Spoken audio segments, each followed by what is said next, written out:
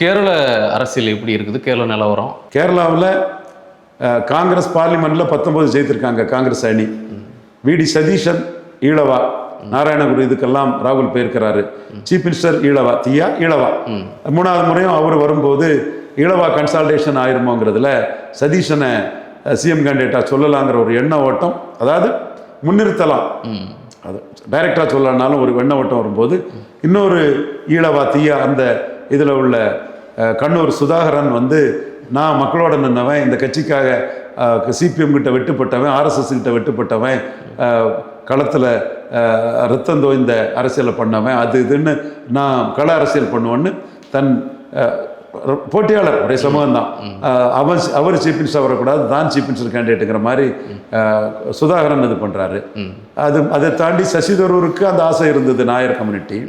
அது ராகுலும் பிரியங்காவும் விட மாட்டாங்க சசி தரூரை. வேணுகோபால் கூட ஒரு ஆசை இருக்குது நினைக்கிறேன். இது ரமேஷ் சென்னிதலா அவருக்கும் இல்லை. வேணுகோபாலை விட்டா கண்டிப்பா மீண்டும் 3வது முறை இவர் பினராயி விஜயன் வந்துருவாரு. ஆனா எல்லாரும் சொன்னாங்க விஜய்க்கு கேரளாவில் அது இதுன்னாங்க. அவரும் கேண்டிடேட் போட்ட மாதிரி சொல்லல. கேரளாவில் யாருமே விஜய் பற்றி தெரியல. ஜானாரிசாமி வாங்கின படத்துக்கு என்ன பிராடுத்தனம் பண்ணிட்டாப்பா, உங்ககிட்ட விழுந்த அந்த பத்திரிகார என் சகோதரர்களை நினைச்சுதான் சிரிக்கவா அழுவான்னு தெரியல. இவ்வளவுக்குள்ளையா ஏமாளித்தனமா இருப்பாங்க. கில்லாடிப்பா ஜானாரிசாமி, நீ யாருமே விஜய் அங்க நிற்கிற மாதிரியோ சிஎம் ஆகிற மாதிரியோ எந்த இதுவும் இல்லை. அங்க உள்ள 140 தொகுதி, ஒரு சட்டமன்றத்துக்கு 7 தொகுதி, எந்த தொகுதியிலும் விஜய்க்கு செல்வாக்கை பற்றி யாரும் இல்லை. ஆனால் தான் நீங்கள் பெருசாக பம்பாட் பண்ணி பேசுனதுல ஐயோ கேரளாவிலையும் மீண்டும் பாஜகவுக்கு 5 சீட்டு வரவிடாம விஜய் பண்ணிடுவாருங்க. இதில் ஜனநாயகம் தான் பாதிக்கப்பட்டுட்டு இந்த கட்டத்துக்குள்ள வேணுகோபால சிஎம் கேண்டிடேட்டா சொன்னா ஷுவர் அது கிறிஸ்டின் முஸ்லீமும் வந்து விஜயன் முன்னாடியே கன்சால்டேட் ஆகி கம்யூனிஸ்டே மீண்டும் வந்துடும். இதில் இன்னொரு பெரிய இஷ்யூ இருக்குது. 3வது முறை கம்யூனிஸ்ட் லீடர் இருந்தாலும் ஈழவ கம்யூனிட்டியை சேர்ந்த பினராயி விஜயம் வந்தால் சோசியல் மேட்ரிக்ஸில் அரசியல் அதிகாரம் ஒரு மாற்றத்தை உருவாக்கும்.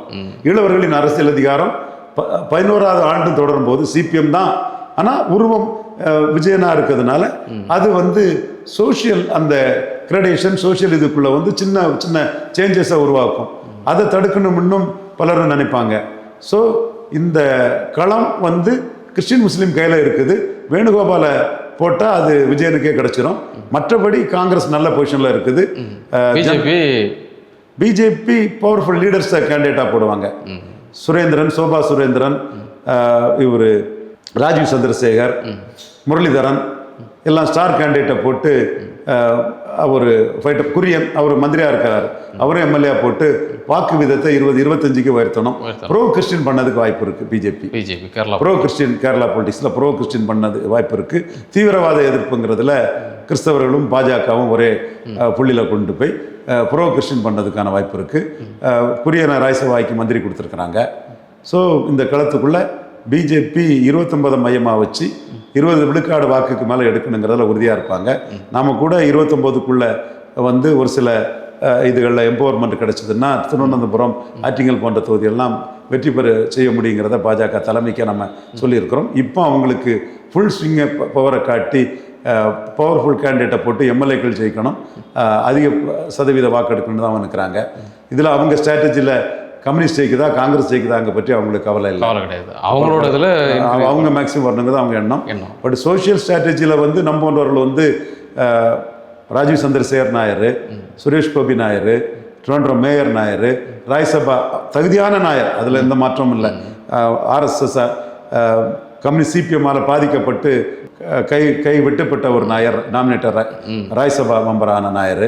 ஸோ ப்ரோ நாயருங்கிற லெவலில் அந்த கட்சி பண்ணும்போது இன்னும் கூடுதலாக நாயர் இதை பண்ணினான்னா அது காங்கிரஸை பலகீனப்படுத்தும். அது காங்கிரஸ் பலகீனப்பட்டு விஜயன் காங்கிரஸில் யார் வர்றதுன்னா மக்கள் தான் முடிவு பண்ணணும். அது காங்கிரஸ் வர்றதோட சிபிஎம் விஜயன் வர்றது மோடிக்கு நல்லது. அதனால தான் முண்டு மோடின்னு விஜயனுக்கு எதிராக ராகுல் காந்தியே இறங்கி அந்த இந்தியா கூட்டணி ஒற்றுமை பற்றியும் கவலைப்படாமல் ராகுல் பேசிட்டு போனார். காங்கிரஸ் அணி நல்லா தான் இருக்குது. முஸ்லீம்கள் ஓட்டு ரொம்ப முக்கியமானது. ஸோ இதில் தீவிரவாதம், முஸ்லீம் தீவிரவாதம், சிறுபான்மையர் தீவிரவாதம், பல இஷ்யூஸ் எல்லாம் இதுக்குள்ளே வருது. காங்கிரஸ் தப்பு பண்ணிட்டா 3வது முறையும் சிபிஎம் வரும். இன்னைக்குள்ள சூழ்நிலை காங்கிரஸுக்கு தான் நல்லா.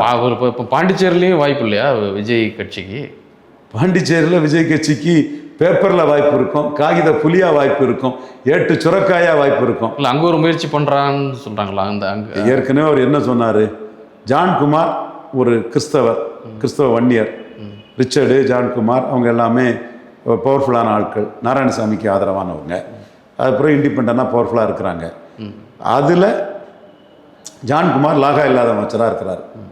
ஆக்சுவலாக ரிச்சர்டுக்கு கேட்டது தான், அவர் அப்பா இருக்கும்போது தனக்கு எதுக்குன்னு அது தயங்கிட்டார் ரிச்சர்டு. லாகா இல்லாத அமைச்சராக இருக்கும்போது விஜய் அங்கே பிரச்சாரத்துக்கு போகும்போது ஒரு கிறிஸ்தவருக்கு ஏன் லாகா இல்லைன்னு அவருக்கு வேர்த்து வடியுது. ஆக்சுவலாக லாகா இல்லாமல் அவரை வச்சுருந்ததே ரங்கசாமி தான். ரங்கசாமி பிஜேபிகிட்ட தான் பேசிகிட்டு இருக்கிறாரு. இப்போ ரங்கசாமி என்ன செய்வாருன்னா, பிஜேபியை பணிய வைக்கிறதுக்கு நான் தாவேக்கா கூட போயிடுவேன், சும்மா ஒரு இதை பண்ணுவார். சீட் பேரத்தில் பிஜேபியை பணிய வைக்கிறதுக்கு தாவேக்காவை காட்டி தினகரன் என்டிஏக்குள்ளே போயிட்டார். தாவேக்காவை காட்டி காங்கிரஸ் ஒரு கூடுதலாக 3 சீட்டு ஒரு ராஜ்யசபா வாங்கிட்டு போயிட்டாங்க. தாவேக்காவை காட்டி தாவேக்காவை தவிர எல்லாரும் வளர்றாங்க, எல்லாரும் பலன் அடைஞ்சிட்டாங்க.